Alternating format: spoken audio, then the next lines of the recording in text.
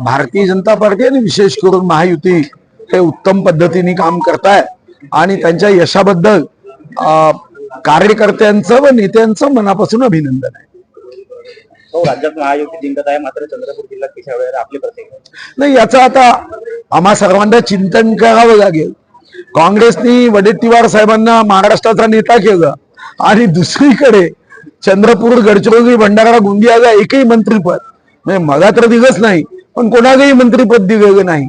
आणि ज्या पद्धतीने आम्ही दरवाजे उघडून बाहेरच्यांना प्रवेश देतोय याचा परिणाम हा मतदारांवर नक्कीच होणार आहे.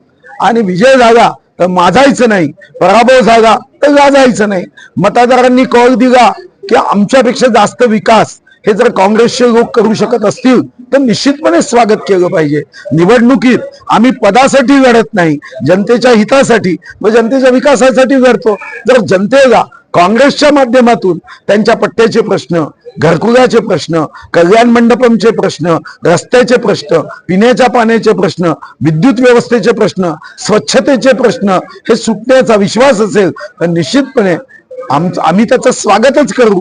आणि मतदारांचं कल्याण जिथं आहे त्याला आमचा पाठिंबा आहे की आता त्यांनी काँग्रेसचे लोक त्यांचं उत्तम काम करत असल्याने त्यांच्या इच्छा पूर्ण होत असतील तर त्याच्या आड आम्ही विजयाचा हट्ट आम्ही कधीच धरणार.